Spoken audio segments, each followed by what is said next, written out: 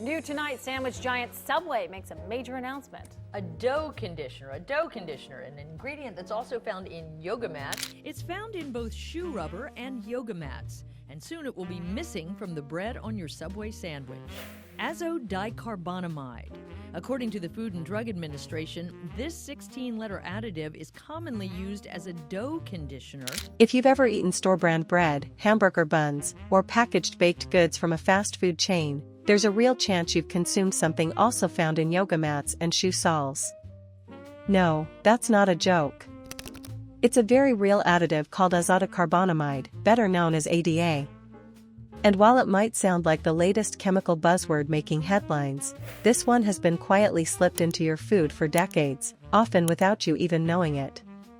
The reason? It makes dough stronger, fluffier, and whiter. But at what cost? Azodicarbonamide is a chemical compound that's used in two very different industries, food processing and plastic manufacturing. In industrial settings, it's used as a foaming agent to create the airy structure in things like rubber soles, yoga mats, floor mats, and insulation. That makes sense. It helps products stay flexible and lightweight. But in the food industry, ADA is added to dough as a bleaching agent and dough conditioner. In simple terms, it helps mass-produced bread rise better, stay uniform, and appear more visually appealing on store shelves. The moment you slice into a perfectly soft, pillowy loaf that holds its shape just right, that's ADA at work. It gives manufacturers consistent texture and extends shelf life, which means fewer returns and more profit. But here's the twist: when ADA is baked at high temperatures, as it always is during the bread-making process, it can break down into byproducts like semicarbazide and urethane. These substances have raised red flags among health experts, particularly because some lab studies on animals link them to tumors and developmental issues. It's not a necessary ingredient for food safety, and so why are we still using it here in the United States when it's been banned around the world? In the industry, but recent pressure from consumers for a fresher, more wholesome product has Subway making changes to its recipe. And they're used in different amounts, so we're really not eating plastic, we're just eating one compound that's used both in food and in plastic. While there's debate about how much exposure it would take to be truly dangerous in humans, the presence of these byproducts is enough for some countries to say, absolutely not. In the United States, the FDA still allows ADA to be used in food in small amounts, up to 45 parts per million. But other countries are not so lenient. It's banned in the European Union. It's banned in Australia. It's banned in Singapore, where using it in food could land you with a fine or even jail time.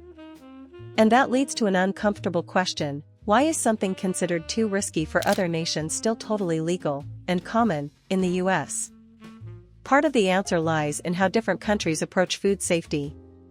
In places like the EU, regulatory bodies often follow the precautionary principle: if there's credible evidence a substance might be harmful, they'll ban it until it's proven safe. In the US, the burden of proof is reversed. Unless something is proven to be significantly harmful in large, real-world doses, it usually stays on the market. That system leans toward industry flexibility, but not necessarily consumer protection. The controversy around ADA really hit the mainstream back in 2014, when a food blogger known as the Food Babe publicly called out Subway for using the additive in its sandwich bread. The reaction was swift and loud. Consumers were outraged. Yoga mats and sandwiches? That mental image stuck, and Subway felt the heat. Months of consumer backlash, Subway announced Friday that starting next week, their bread will be officially free of the infamous yoga mat chemical. First raised the issue with Subway back in February, noting the chemical is also used for creating foamed plastics like yoga mats and shoe soles. Subway sandwich bread used to be made with azodicarbonamide, a chemical which strengthens and textures dough. Although the chemical is banned in Europe and Australia, under mounting public pressure, they announced they would remove ADA from their bread recipes entirely. And they did. But the bigger shock was how widespread the ingredient was across the food industry. It wasn't just Subway. It was in products from McDonald's, Burger King, Wendy's, Arby's, and a long list of supermarket breads and buns. In many cases, it still is. Despite the headlines, many companies quietly continued to use ADA after the Subway scandal blew over. It never became illegal. No law was passed. The FDA didn't change its stance. And without public pressure, the story faded. Consumers moved on. But the additive didn't. Supporters of ADA say the amounts used in food are minuscule and tightly regulated. They point out that the compound improves consistency, lowers waste, and has been used for decades without any proven widespread harm. They argue that just because something is also used in non-food products doesn't automatically make it dangerous. After all, water is used in car batteries, but nobody's banning it from your dinner table. It's all about context and dosage.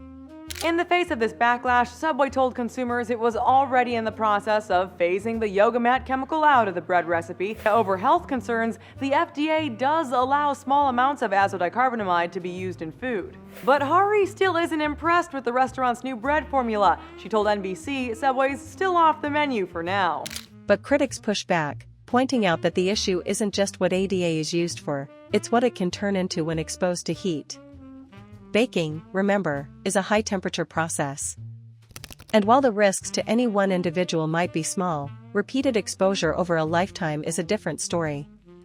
Add to that the lack of long-term human studies, and many people argue that continuing to eat it just isn't worth the risk. There's also the broader question of transparency.